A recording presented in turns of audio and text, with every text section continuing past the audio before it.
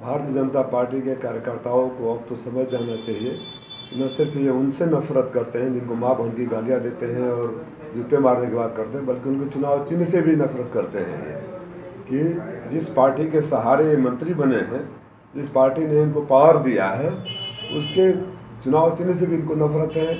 उनके मंत्रियों, उनके सर्वोच्च नेताओं के बारे में जो अपशब्द बोले थे, गालियाँ दिया था, जूते मारने की बात किए थे, अब इसके बाद क्या बचा है भारतीय जनता पार्टी के कार्यकर्ताओं को इनके साथ खड़े हों। मुझे तो खेद है उन भारतीय जनता पार्टी के नेताओं को जो इनके साथ चल रहे हैं। मुझे उन पर दुख होता है कि अपने सर्वोच्च नेता के बारे में पहले गाली सुने, इनसे माँ बहन की गाली सुने, अपने केंद्रीय मंत्री के बारे में कार्यकर्ताओं को जूते मारने की बात सुने। अब ये उनके चुनाव चिन्ह के बारे में भी ये बोल रहे हैं कि मैं इसीलिए मैंने कमल नहीं लिया, छड़ी लिया। छड़ी कमल के सहारे आज खड़ी है, तो अगर उनके चुनाव चिन्ह से भी इनको इतना नफरत है तो भारतीय जनता पार्टी के कार्यकर्ता इनसे मोहब्बत क्यों करेंगे। हो सकता है कुछ नेताओं की मजबूरी हो सरकार में रहने की वजह से कि इनके साथ चलने का दिखावा करें, लेकिन मन से कोई इनके साथ है नहीं। जिनके आसपास चल रहे हैं सबका आशीर्वाद मेरे साथ है। भीड़ तो खूब हो रही है। कहाँ भीड़ हो रही है? प्रकाश के साथ पीछे जिंदाबाद। भाड़े के भीड़ से कुछ नहीं होगा। भीड़ तो इन्होंने 2023 को चुनाव में भी दिखाया था। बोले थे कि जितनी बड़ी भीड़ है, ऐतिहासिक भीड़ थी, जनता ने दिखा दिया भीड़ कहाँ है। और भीड़ मैंने भी देखा, इनकी सभाओं में भीड़ नहीं हो रही, इसीलिए कभी जनता में नहीं जा रहे हैं। एक मोहल्ले में इकट्ठा करते हैं, एक हॉल में लोगों को इकट्ठा करते हैं, अपने कुछ लोगों को खड़ा करते हैं और भारतीय जनता पार्टी के नेताओं पर लखनऊ से, दिल्ली से दबाव डलवाते हैं कि इनके साथ चले। मन से कोई भारतीय जनता पार्टी का कार्यकर्ता इनके साथ नहीं, नेता साथ है, क्योंकि गाली तो उनको भी दिए थे ना। अब तो उनके चुनाव चिन्ह के प्रति नफरत के भाव के बाद क्या बचा है? वो तो लोग मालिक कर रहे हैं, क्या भाई मालिक हैं हमारे।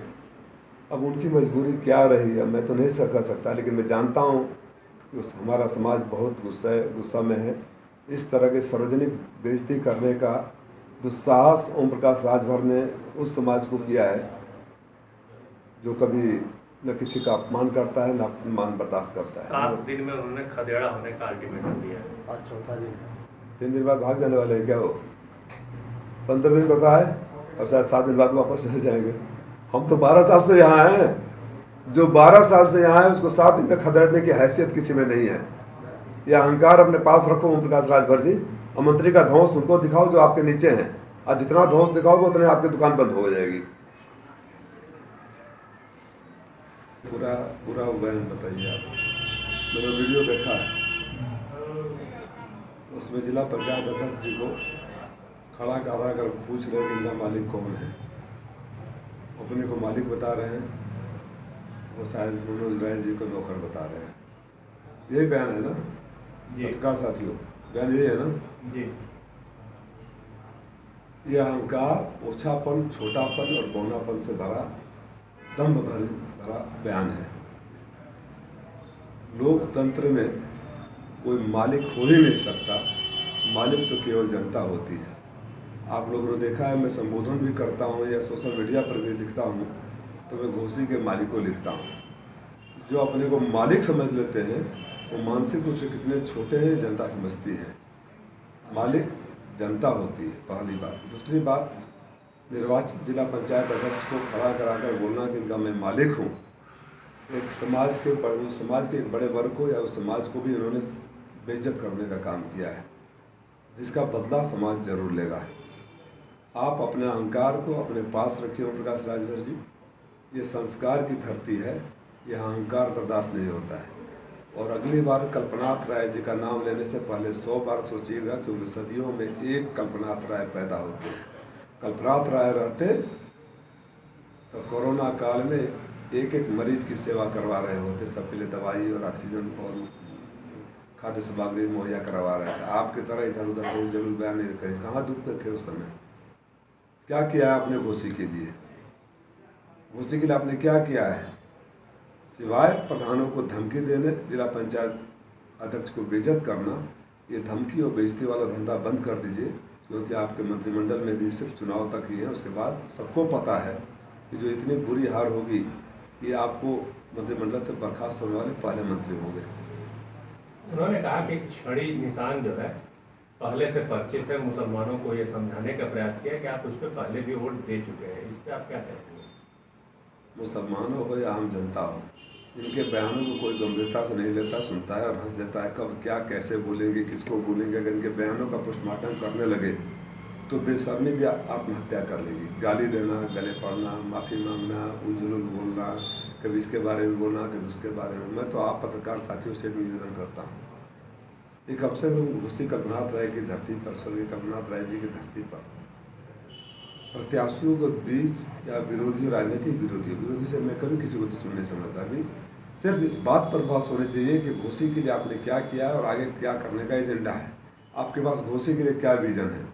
इस तरह का मैं सांड हूँ, मैंने इंजेक्शन लगा दिया है, मैंने छड़ी कर दिया है, मैं मालिक हूँ, ये क्या बेहूदगी भरा बयान है ये सब। थोड़ा सा भी तो गंभीरता हो राजनीति में। हम लोग कल्पनाथ राय जी का नाम लेते हैं और विकास की बात ही नहीं करते हैं। मेरे पास है एजेंडा, मेरे पास है यहाँ के आर्थिक, सामाजिक और भौगोलिक स्थिति के हिसाब से आगे कैसे करूँगा। किसी पद पर नहीं था, जब मौका मिला था तो मैंने 4 लेन की सड़कें बनवाई, मैंने अंडरग्राउंड केबलिंग करवाया, मैंने प्राइमरी हेल्थ सेंटर खुलवाया, मैंने पुल बनवाया, मैंने पावर सेंटर्स को अपग्रेड करवाया, अस्पतालों में सुविधा मुहैया कराई, तमाम बड़ी सड़कें उस समय हमारे लेटर हेड पर है, आप पत्रकार साथियों के पास उसकी काफ़ी प्रतिलिपि। तो बस इस बात पर होना चाहिए ना कि मैं छोटे से कार्यकाल में जब मैं किसी पद पर नहीं था, सिर्फ मेरी पार्टी की सरकार थी, तो मैंने क्या किया। और आने वाले इस बुनकर और किसानों की नगरी में जहाँ नौजवान बेरोजगार हो रहे हैं, किसान जाड़े भर जानवरों से अपने खेत की रक्षा करते हैं, गर्मी भर आग लगने से रक्षा करते हैं, बुनकरों का हाल हुआ हद तक चला गया कि किसानों की तरह आत्महत्या के कगार पर खड़े हैं। इनके लिए क्या विजन, इस बात पर बहस होनी चाहिए ना। उल जलूल बयान भरा देने वाले नेताओं का जनता बहिष्कार करे। जनता से मैं अपेक्षा करता हूँ, निवेदन करता हूँ कि मजबूर करें कि सिर्फ आपने क्या किया अब तक और आगे क्या करेंगे बर्बाद करें। ओम प्रकाश कह रहे हैं कि मैं पहले वाले ही पार्टी में हूँ, उस पावर के लिए गया हूँ भाजपा में। अब देख लीजिए, वो बोलते थे तो मुँह सांप होते हैं ना, ये तो पता नहीं इनके कितने मुँह हैं, कब किस मुँह से कौन सा बयान दे दें। अब यही इसी से जनता को गंभीरता से लेना चाहिए। 0522 इतना ही बोलकर वो कह रहा है कि एक नंबर जारी होगा और वहाँ से जब फोन आएगा तो ओम प्रकाश राजभर दिखेगा थानेदार को, तहसीलदार को और अन्य लोगों को, जिसको समस्या हो नोट कराए, उनके समस्या का समाधान होगा। ऐसा बयान वो अपने मंच से दे रहे हैं। नहीं, घोषी नहीं, पूरे प्रदेश से देश की जनता को पता है कि ऐसे चढ़ाकर उन्होंने अपने एक जिलाध्यक्ष को भेज दिया था थाने में, और जो कुटाई बेचारे को ही उसके बाद उन्होंने पहचाने से इनकार कर दिया। तो जनता इनके इस तरह के बयानों को गंभीरता से लेने से इनकार कर दिया है।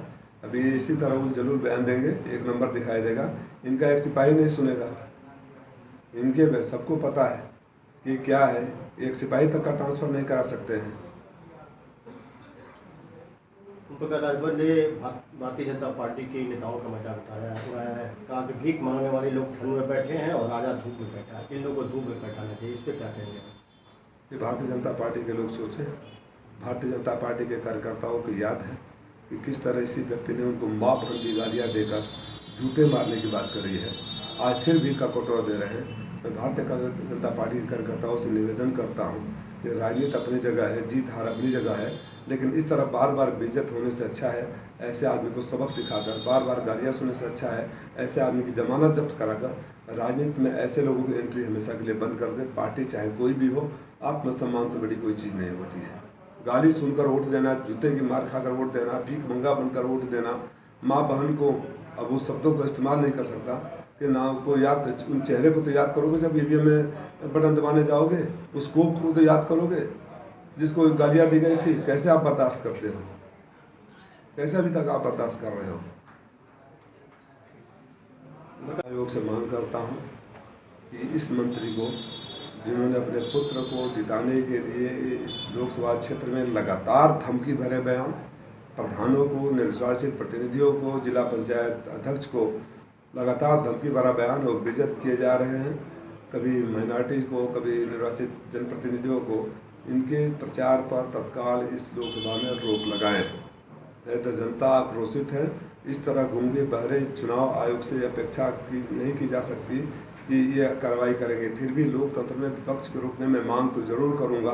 और जनता चाहती है ये बार बार धमकी देना, अपने को सांड बोलना, वैक्सीन लगा देना, समझ जाओ मैं कौन सा मंत्री हूँ, मैं इनका मालिक हूँ, ये क्या बयानबाजी है भाई? ये यही लोकतंत्र है? कोविशील्ड को लेके एक मामला आया है जहां पर विदेश में कोर्ट ने उससे जो कटघरे में खड़ा कर दिया और कंपनी ने माना है कि उसमें समस्या है, क्या कहेंगे? जब माननीय राष्ट्रीय अध्यक्ष जी श्री अखिलेश यादव जी ने बयान दिया था तो टीवी पैनलों पर भाड़े के लोगों को बैठा कर जोर शोर से कंडेम किया गया है।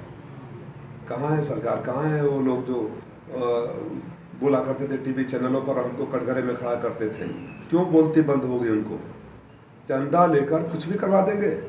आप चंदे के लिए ऐसे वैक्सीन लोगों को जबरदस्ती करवा देंगे। माननीय मोदी जी का फोटो डलवा कर, जैसे वैज्ञानिक माननीय मोदी जी रहे हो, उन लोगों को जवाब देना पड़ेगा ना।